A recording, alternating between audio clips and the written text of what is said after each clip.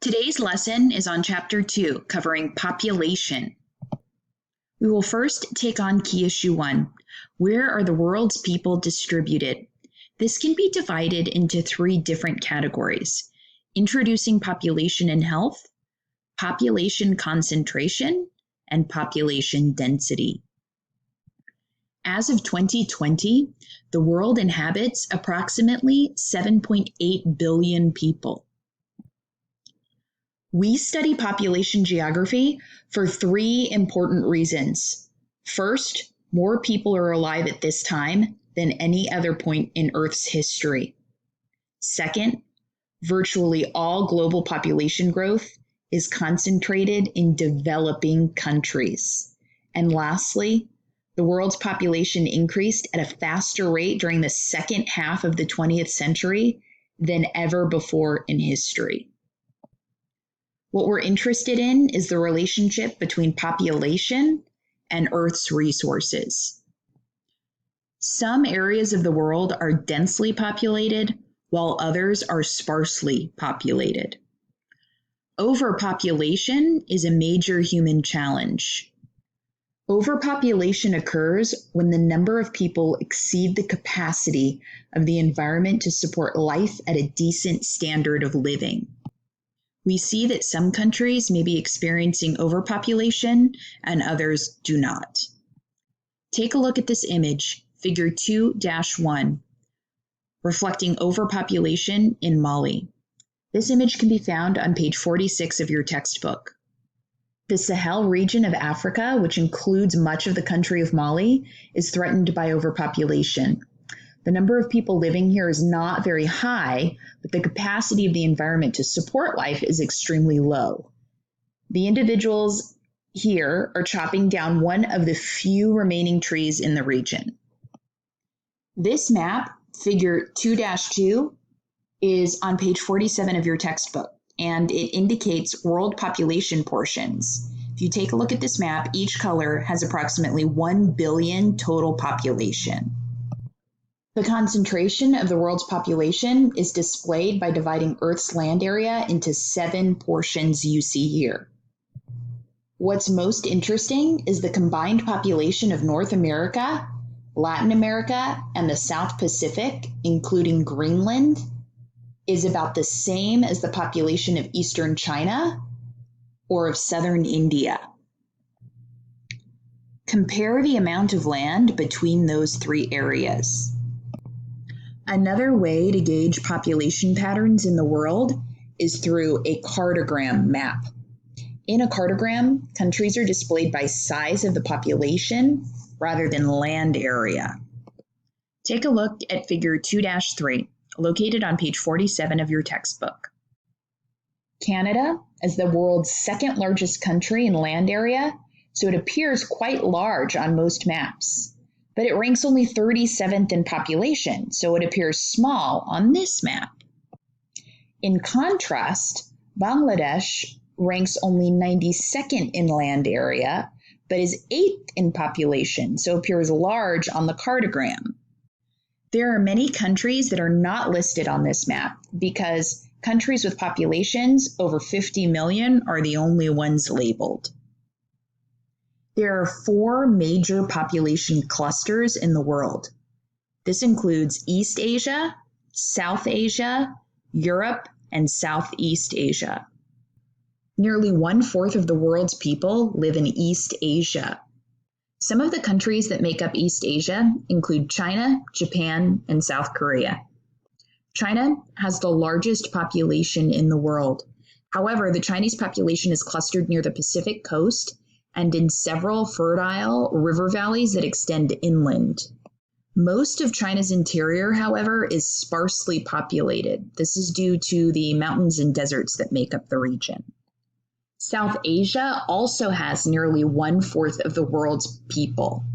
This region includes countries like India, Pakistan, Bangladesh, and Sri Lanka.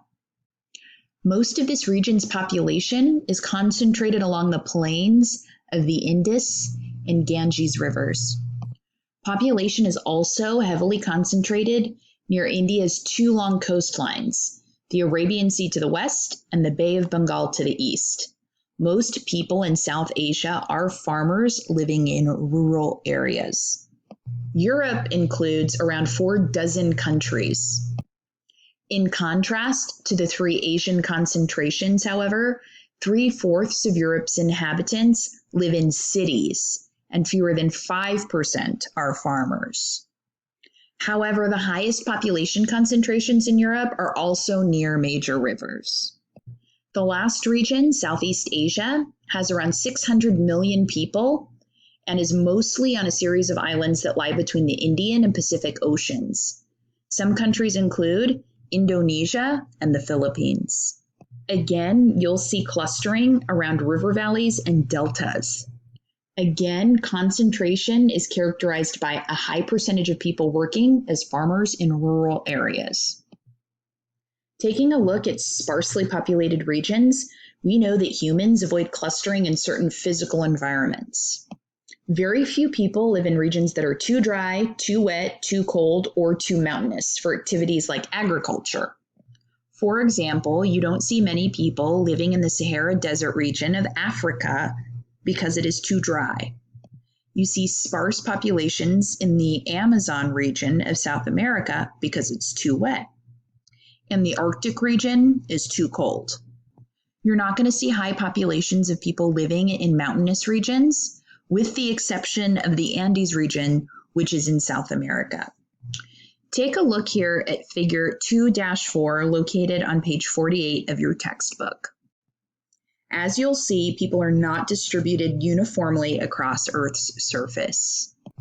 What this showcases, however, are the 4 main cluster regions that I talked about earlier. East Asia, South Asia, Europe, and Southeast Asia. Figure 2-5, located on page 49 of your textbook, will showcase the ecumeny and how it has evolved throughout history. The ecumeny is the portion of Earth's surface occupied by permanent human settlement. First, take a look at the map at the top left. 7,000 years ago, humans occupied only a small percentage of Earth's land area, primarily in Southwest Asia, Eastern Europe, and East Asia. Even 500 years ago, much of North America and Asia was outside of the ecumeny. Interestingly, still approximately 3/4 of the world's population live on only 5% of Earth's surface. The last part of Key Issue 1 is going to be looking at population density and 3 ways to assess that. The 3 different ways of calculating density can give us a sense of a country's population, its food security, and level of development. First, let's take a look at arithmetic density. This divides the number of people by land area. This number can be misleading because although a country may have a lot of land, may not necessarily have land that's arable. Physiological density is going to be a better indication of food security because it divides the number of people by amount of arable land. This means that the land is suitable for agriculture. Agricultural density is going to give us an indication of the level of development of a country.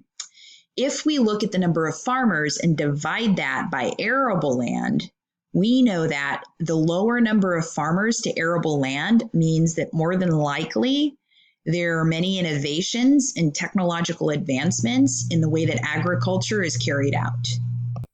Developed countries are going to have fewer farmers, more than likely because they partake in commercial farming versus subsistence farming. Commercial farming means that there are fewer farmers that are able to extract resources from a greater area of land. In less developed countries, you're going to have a lot of people living in rural areas, and they may be farming their own land, again, partaking in something called subsistence farming, where they're taking care of themselves and their families. Take a look at the map in figure 2-6 located on page 50 of your textbook. This map focuses on arithmetic density. Geographers rely on the arithmetic density to compare conditions in different countries because the two pieces of information, total population and total land area, are easy to obtain. The highest arithmetic densities are found in Asia, Europe, and Central America. The lowest arithmetic densities are in North America, South America, and the South Pacific. Note that you can still see the 4 population clusters on this map. Figure 2-7, located on page 51 of your textbook, showcases physiological density. Physiological density gives us insight into the relationship between the size of a population and the availability of resources in a region. The physiological densities of Egypt and the Netherlands demonstrate the crops grown on a hectare of land in these two countries must feed far more people than in the United States or Canada. Therefore, the physiological densities in Egypt and the Netherlands are much higher than the lower physiological densities of the United States and Canada. The highest physiological densities are found in Asia, Sub-Saharan Africa, and South America. The lowest are in North America, Europe, and the South Pacific. The last map we're going to look at is going to be figure 2-8, located on page 51 of your textbook. And we're looking at agricultural density.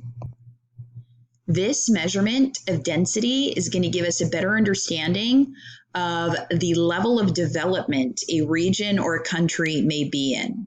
Looking at this map, you'll notice that the highest agricultural densities are found in Asia and Sub-Saharan Africa. By the way, when I refer to Sub-Saharan Africa, I'm talking about the southern region of Africa that is south of the Sahara Desert. To the north are countries that are often associated with the Middle East. Although there are multiple regions that make up the African continent, most people will refer to Northern Africa or Sub-Saharan Africa. Again, the lowest agricultural densities happen to be in North America, Europe, and the South Pacific. To understand relationships between population and resources in a country, geographers will look at a country's physiological and agricultural densities together. For example, the physiological densities of Egypt and the Netherlands are high, but in the Netherlands, they have much lower agricultural density than the Egyptians. Heavier pressure is placed on the land to produce food in Egypt, but in the Netherlands, the agricultural system requires far fewer farmers, and therefore we can assume that the country is far more developed. When a country has a lower agricultural density, it means that farmers have access to innovations, and they also have access to the kind of technology that makes farming much more efficient. Again, commercial farming will be more common in your developed countries, and subsistence farming more common in your less developed countries. And it takes far more people to partake in subsistence farming than it does commercial farming. This is the end of Chapter 2, Key Issue 1. Please return to Teams for a class discussion.